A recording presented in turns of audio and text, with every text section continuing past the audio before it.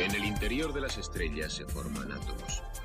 En la mayoría de las estrellas que vemos, los núcleos de hidrógeno se amontonan formando núcleos de helio. Cada vez que se forma un núcleo de helio, se genera un fotón de luz. A esto se debe el brillo de las estrellas.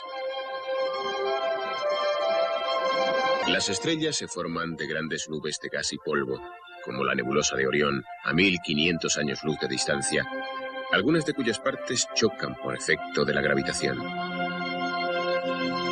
Las colisiones entre átomos calientan la nube hasta que, en su interior, el hidrógeno comienza a fundirse con el helio y surgen las estrellas.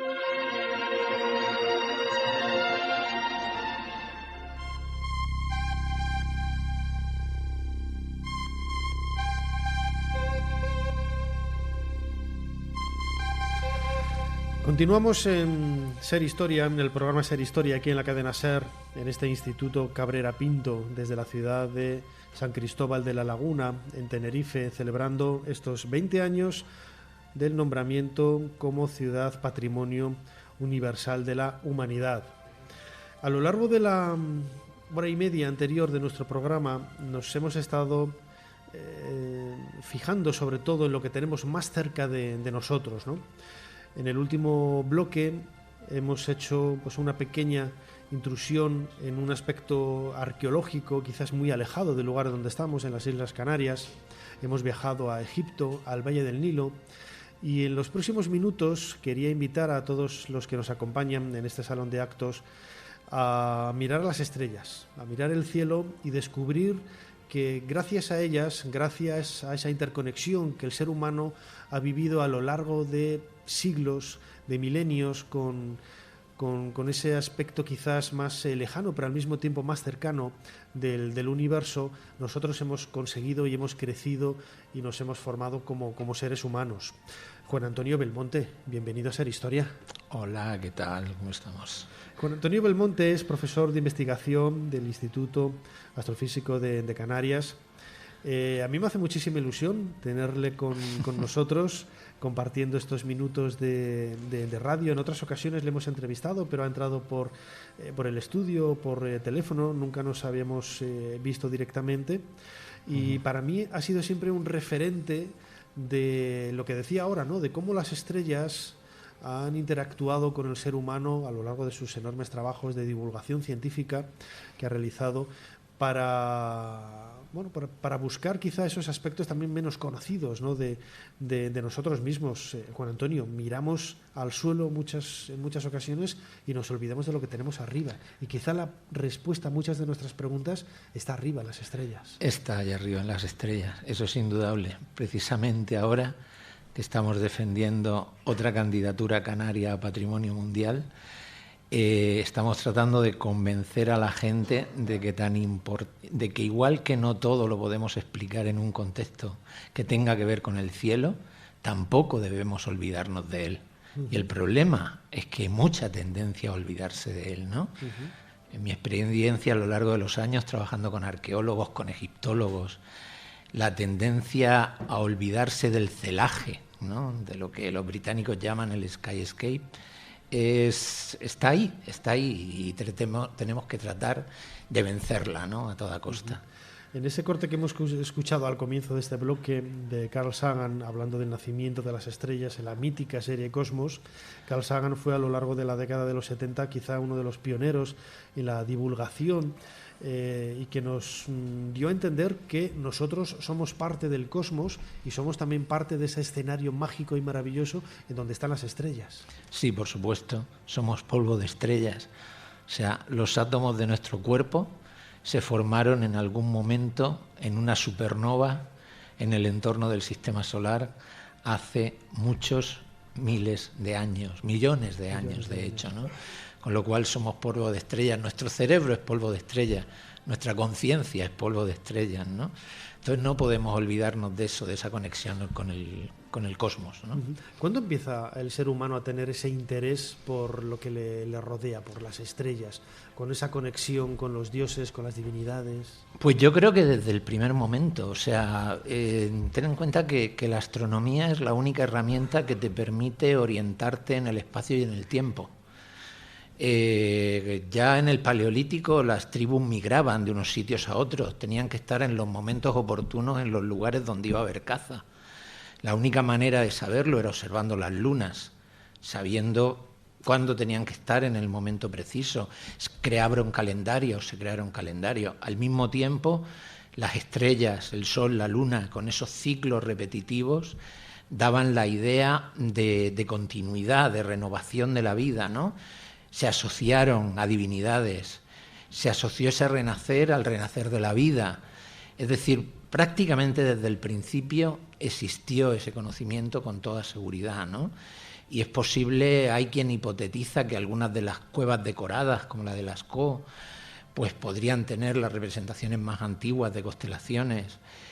Los hallazgos recientes en Göbekli Tepe, en Turquía, ¿no? También esa relación posible con cuestiones cósmicas, y luego ya desde luego con el descubrimiento de la escritura, ya sea en Egipto, ya sea en Mesopotamia, la conexión es directa, es automática, o sea, no podemos obviarla para nada. Los primeros textos religiosos que tenemos constancia, antes estuviste hablando de ellos, ¿no?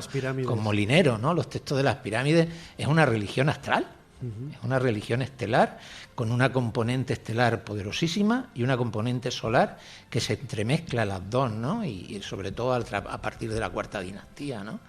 Y no podemos obviarlo. Las primeras menciones de estrellas con sus nombres propios, aparte de las menciones de Horus como la estrella que está al frente del cielo, que sabemos que es el planeta Venus ya desde la segunda dinastía, ocurre precisamente en los textos de las pirámides. ¿Y cuándo empezamos a olvidarnos de todo ello? Porque son muchas culturas desde ¿No nos hemos olvidado? Ya, pero digo, aparte de vuestro trabajo en el Instituto de Astrofísica de Canarias, nosotros, como ciudadanos de a pie, yo estoy convencido de que las personas que no estén familiarizadas quizá con la astronomía, yo salvo Orión y dos cosas más, soy incapaz de darme cuenta, bueno, la luna sí, porque es evidente, ¿no? Pero de poco más. ¿Cuándo perdemos ese vínculo? ¿El ser humano pierde ese vínculo con las estrellas? Mire, ninguno de los que se encuentra ahora mismo en esta sala ha perdido el vínculo con las estrellas. Para los oyentes, estoy sacando mi móvil. Estos móviles funcionan porque hay una red de satélites que están en el espacio, y esa red de satélites se mueve y se guía observando las estrellas. Es decir, sus móviles no funcionarían si esos satélites no estuvieran en el lugar adecuado gracias a la observación del cielo. Además, teniendo en cuenta cuestiones relativistas de la teoría de la relatividad de Einstein. Es decir, no podemos olvidarnos, no nos olvidamos, es imposible olvidarse. Si no, sus móviles que llevan ustedes en el bolsillo no funcionarían. Pero sí que es cierto que, por ejemplo, quizás desde un punto de vista no tecnológico, el ser humano de a pie de ahora ha perdido esa idea, ¿no? De lo que decía yo al principio, ¿no? de mirar al cielo. Ya no se construyen ciudades como por ejemplo La Laguna con esas claves matemáticas, y utilizando también muchos aparatos que también se utilizaban, ¿no? para medir las estrellas. Fíjate que hace algunos años que hicimos un trabajo etnoastronómico aquí en el archipiélago canario, en un librito que se llama El cielo de los magos, entrevistando a un cabrero de La Gomera, de Chipude, en La Gomera. Nos dijo, antes aquí nosotros no teníamos televisión ni relojes, y entonces nos guiábamos por los astros del cielo. Es decir, y eso es lo que se ha perdido. En los últimos 50 años el desarrollo tecnológico ha llevado implícito el que ya no miramos al cielo, pero como pudimos comprobar con un montón de pastores y agricultores viejos, hasta antes de ayer se guiaban, por ejemplo, con la puesta de las cabrillas, que son las Pléyades, para saber el momento de la siembra, ¿no? Y eso ya lo encontramos en Hesiodo, en los trabajos y los días en el siglo VIII a.C., en la antigua Grecia. Es decir, que hasta antes de ayer nuestro propio campesinado ha seguido costumbres de la cuenca mediterránea que tienen miles de años de antigüedad. O sea, ese olvido aparente es relativamente reciente. Hay una anécdota que contamos, creo, aquí en Ser Historia, hablando de Teotihuacán y de algunos agricultores de la zona en Centroamérica, que decían que ellos sabían cuándo tenían que cultivar cuando la sombra que entraba por la ventana llegaba a la caja de galletas que tenían siempre en la estantería. Sí. Quizás hemos perdido ese aspecto más sofisticado, ¿no?, del dolmen, de monumentos de corredor, de galería, por donde entra el sol justo en el momento del solsticio o del equinoccio. Sí, pero como bien decías ahora, Juan Antonio, hay mucha gente quizás que somos nosotros, ¿no?, los habitantes de las ciudades los que hemos perdido ese contacto, pero no mucha gente que se dedica a la agricultura. No, la gente que se dedica a la agricultura no lo ha olvidado, no solo no lo ha olvidado, está tratando de recuperarlo, ¿no?, que es lo más genial de todo, pero todavía hoy en día nosotros seguimos, por ejemplo, en Nueva York celebran lo que se llama el Manhattan Henge, ¿no? No sé si has oído hablar de él, ¿no? Cuéntanos qué es. Pues que justo el día de la puesta de sol, que se alinea con las calles de Manhattan, se montan un jolgorio, ¿no? Y no tiene ningún significado, no tiene absolutamente ningún significado, porque la orientación de las calles de Manhattan sigue la propia isla, ¿no?, el trazado de la isla, ¿no? Las avenidas son norte-sur prácticamente, porque la isla está un poco desviada, y las calles son este-oeste, pero no exactamente este-oeste. Pues bueno, pues se han montado una juerga y ahora lo llaman Manhattan Henge, ¿no? En vez de igual que el Stonehenge, pues es Manhattan Henge, ¿no? Como decía uno de los padres de la arqueastronomía moderna, cada sociedad tiene el Stonehenge que se merece, ¿no? Y los neoyorquinos actuales pues tienen el suyo, ¿no? Nuestros antepasados sabían esto. Los movimientos del Sol, de la Luna y de las estrellas eran utilizados por los expertos para predecir las estaciones. Así pues, los antiguos astrónomos de todo el mundo estudiaron el cielo nocturno con interés, memorizando y registrando la posición de cada estrella visible. Para ellos, la aparición de una nueva estrella hubiera sido significativa. ¿Cómo hubieran reaccionado ante la aparición de una supernova que era mucho más brillante que las demás estrellas? Escuchábamos un nuevo fragmento de esa serie mítica Carl Sagan con la voz de nuestro compañero José María del Río. Y Juan Antonio Belmonte, profesor de investigación del Instituto de Astrofísica de Canarias, aquí en la Laguna, compartiendo estos minutos de historia. ¿Tú crees que la arqueoastronomía quizá ha reverdecido en los últimos años? Porque bien es cierto también, corrígeme si me equivoco, que durante mucho tiempo aquellas investigaciones relacionadas entre arqueología y estrellas pues tenían ese carácter pues casi de superstición, ¿no?, de muy esotérico. Bueno, ¿cómo iban estos tíos a mirar a las estrellas, ¿no? Y desde los años 60, cuando se ha empezado quizás a ver más publicaciones, yo lo conozco por ejemplo por los estudios en egiptología, ¿no?, que hay mucho más, que son más profusos y más abundantes, y ya se empieza como a reconocer, ¿no?, y a ver que, bueno, se empieza, ¿no?, ya está absolutamente aceptado y reconocido, ¿no? Sí, pero ha costado, ha costado, ¿no? Ha costado, han sido 20 años, por ejemplo, en el caso particular de Egipto, fíjate, el pionero fue Sir Norman Lockyer, que no es un cualquiera, es el fundador de la revista Nature, en que todos los científicos se pirran por publicar, y el descubridor del helio en el Sol, ¿no? Él fue el primero que hizo estudios de arqueastronomía en Egipto. Pero cometió un error, que fue al analizar la orientación del templo de Karnak, del templo mayor de Egipto, ¿no?, postuló su orientación hacia la puesta de sol en el solsticio de verano, sin ir nunca al lugar y sin darse cuenta, eso Cristo que habló antes lo sabe muy bien, que están las colinas de Tebas, ¿no? Y las colinas de Tebas rompen el horizonte occidental. Si hubiera estado allí, se hubiera dado cuenta que el alineamiento va en dirección contraria. Si hubiera leído jeroglíficos egipcios, hubiera visto que Hatshepsut construyó 2 obeliscos en el camino por donde surgía su padre Amón. No olvidemos que Amón es Amón-Ra, ¿no? Y por tanto hubiera tenido la evidencia egiptológica de que el alineamiento funcionaba.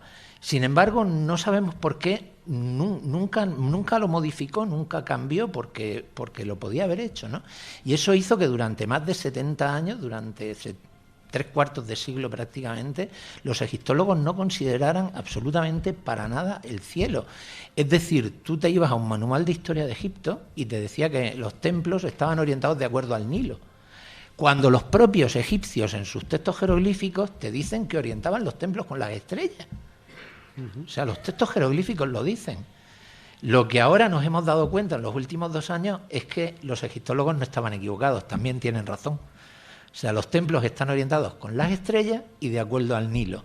Entonces, ¿qué es lo que ocurre? Que los egipcios buscaban sitios de su país donde se produjera esa magnífica combinación en que un templo estelar o solar al mismo tiempo fuera perpendicular al Nilo. Es decir, una armonía, una relación muy íntima entre la astronomía y el paisaje.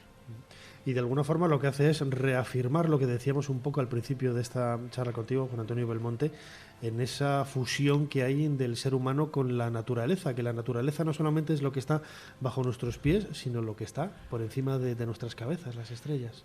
Completamente, o sea, el problema es que el concepto de paisaje hay que extenderlo al cielo, ¿no? Igual que se ha extendido el concepto de paisanaje a incluir a las personas, pues ahora estamos reivindicando el término celaje, que es un término que si tú te vas al diccionario de la Real Academia se refiere básicamente solamente a paisajes con nubes.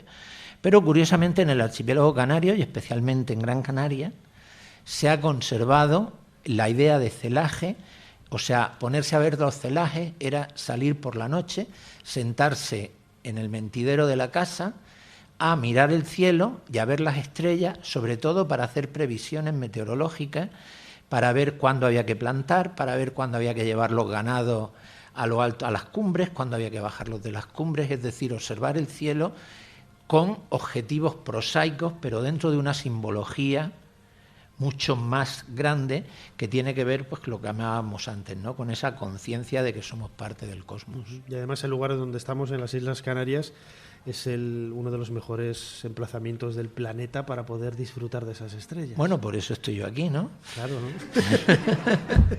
O sea, la laguna es una de las mecas de la astrofísica europea. O sea, aquí hay un centro de investigación de astrofísica donde trabajan 500 personas, de ellos 250. Somos casi 300 astrónomos, entre estudiantes de doctorado, postdocs y seniors, ¿no?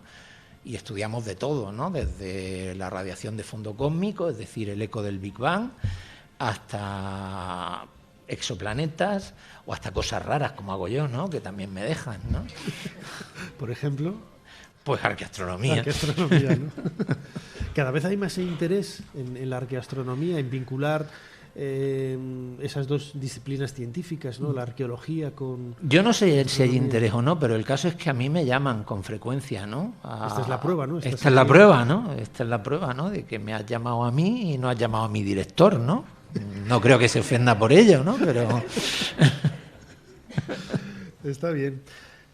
Yo tenía otra pregunta aquí anotada, quizás todo aquello vinculado con las estrellas, por esa ignorancia que al final nos ha acomodado a todos, la respuesta sencilla, durante décadas ha hecho que vinculemos las estrellas con supersticiones, con la adivinación, el horóscopo y este tipo de cosas.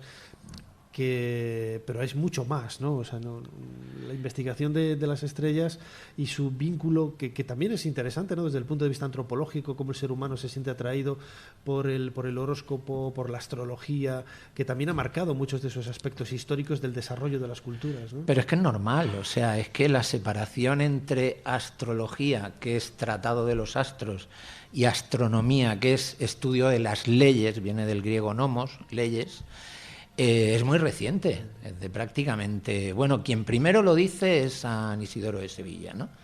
Quien hace una distinción entre astronomía y astrología, que él la llama astrología supersticiosa, ¿no? Como claramente para diferenciar esa parte que aparentemente no tiene lógica. Pero bueno, ha estado ahí, no podemos renegar de ello. O sea, Kepler comía gracias a sus horóscopos, no a las leyes de Kepler. Aunque hoy en día sea famoso por lo segundo, ¿no? Pero el emperador Rodolfo II de Habsburgo lo contrataba para que le hiciera el horóscopo, no para que escribiera el Harmonices Mundi, ¿no? ¿Y acertó? Pues no lo sé, yo creo que no mucho, ¿eh? Porque el pobrecito estuvo errante por ahí durante gran parte de su vida, ¿no?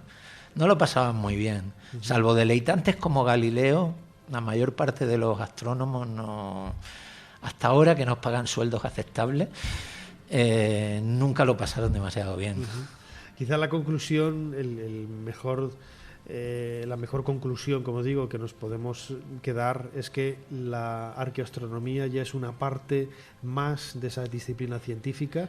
Yo recuerdo, por ejemplo, pues hace relativamente pocos años, ¿no?, con Arturo Ruiz, catedrático de Prehistoria de la Universidad de Jaén, estaban estudiando el Opidum de Puente Tablas, a las afueras de Jaén.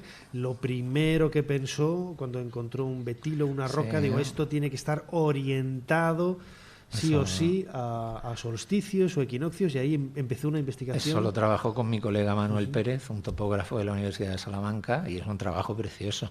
Así que quizás hace 20 años dirían, bueno, pues un elemento votivo, un elemento religioso, pero no, la justificación que da la razón de ser de ese objeto justo ahí a la entrada del Opidum son las estrellas, ¿no? Sí, bueno, antes te comentaba que precisamente ahora estamos involucrados en otra iniciativa para declarar Patrimonio Mundial la Cumbre de Gran Canaria y, bueno, los santuarios de las cumbres de Gran Canaria, incluido Risco Caído, uno de los más relevantes, y precisamente la astronomía juega un papel dominante en esa candidatura. Fascinante, la historia de las estrellas, yo creo que como nunca nos la han contado aquí en Ser Historia, de la mano de Juan Antonio Belmonte, viniendo a La Laguna, era inevitable que contáramos con este profesor de investigación del Instituto de Astrofísica de Canarias, aquí en La Laguna, Juan Antonio Belmonte. Muchísimas gracias por habernos ayudado a hacer un poquito más de historia. Como siempre. Gracias.